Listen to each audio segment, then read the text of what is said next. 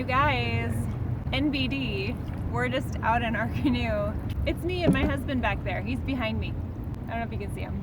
We're paddling in a real canoe right now on a real river to go bake some food. We like to go off the grid by foot and by boat.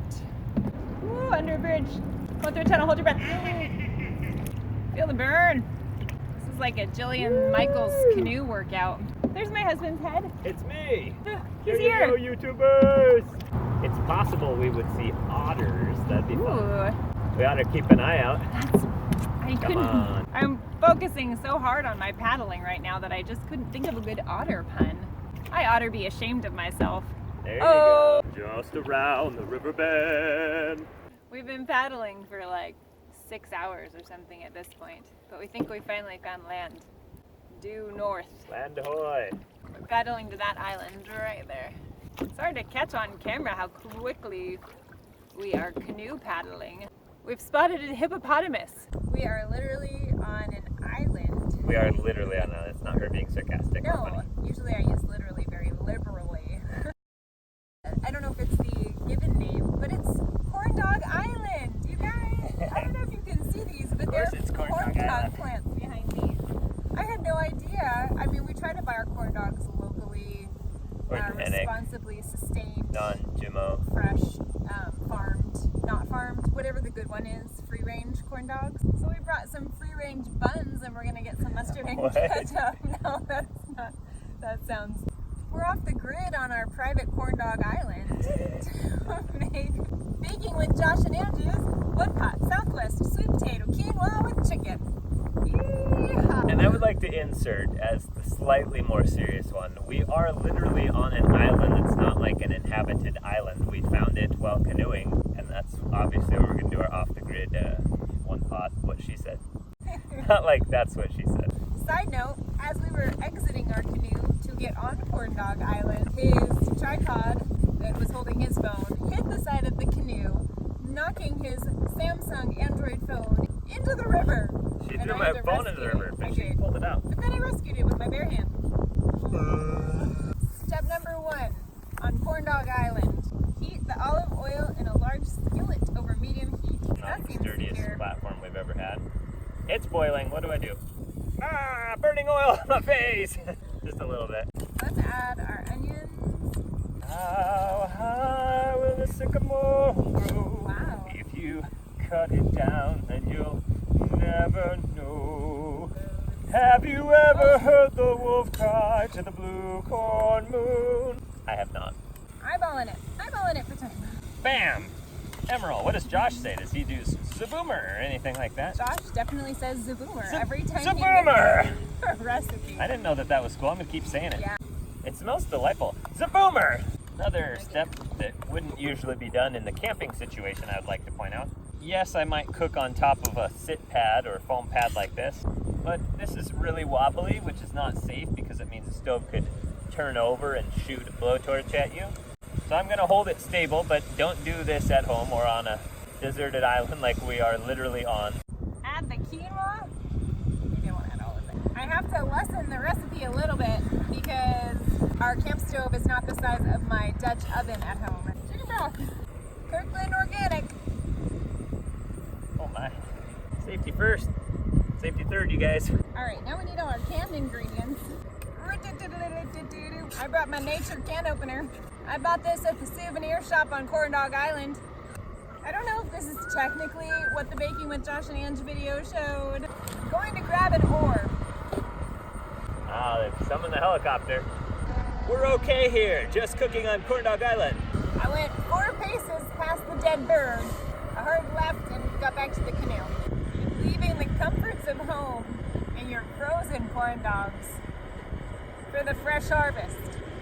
So fun fact, because we're on a slough of the river here, as the tide comes in, the river goes that way, and when the tide goes out, the river goes that way. So easy sailing upriver and downriver. A couple weeks ago, we went out for coffee. Do you remember who was there?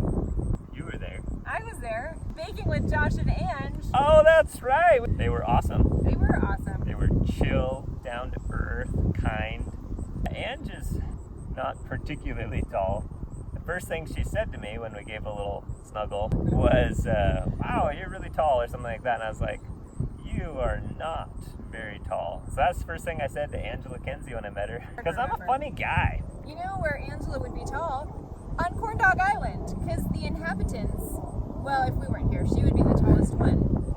We need to add our chicken.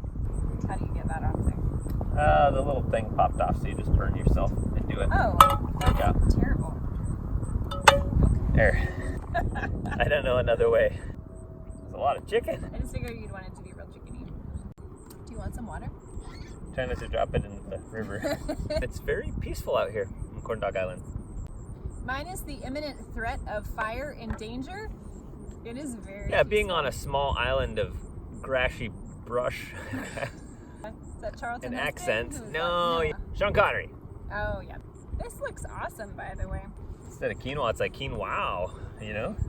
I remember the first time when I heard how to pronounce quinoa the correct way. But once you know and you've got past that awkward feeling, then you feel cool because you know how to say, oh yeah, we're having quinoa and rice for dinner. And acai bowls. I'm going to take the 5 to the 55 to the 57. I'll probably get some quinoa at Newport or something. I didn't put a graphic on the screen, but there's my black and white graphic. Can you see that, internet? Maybe others refer to it as Dead Bird Island or Dead Crab Island. There's a couple dead animals on this island that we've seen so far. Good news is you can't catch diseases from a bird. I saw that on TV once. One of our last steps in this is sprinkling with cotija cheese. I've never heard of this cheese before, I'll be honest. It's like a quinoa moment, but with Josh made it up.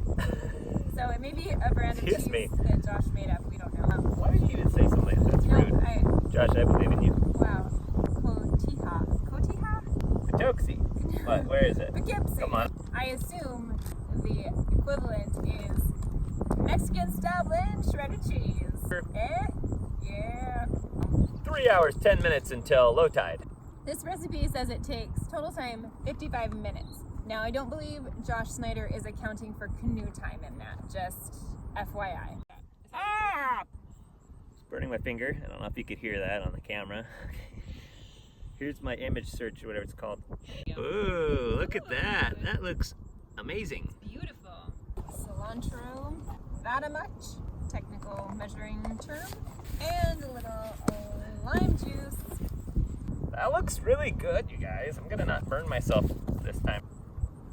Oh, that is very good. Very yummy. Very yummy. All of Corndog Island, every resident that has come out for this meal agrees that it is delicious. It's bursting with flavor. Bursting with flavor. I would honestly make this not even just on Corndog Island. I would make it even in my kitchen or somewhere else, you know, like another place you make food. Thanks for joining us on Corndog Island. If you're planning your next getaway or tropical vacay, I can't think of a better spot. Grab a little bag full of all your ingredients, kind of eyeball it in a small camping stove. What does Josh say? Zungaburger. I don't remember. It's hard to Ziggy say. Bow. Ziggy Bow. Cheers. Schlingenschwarzen. Zungabow. 2000.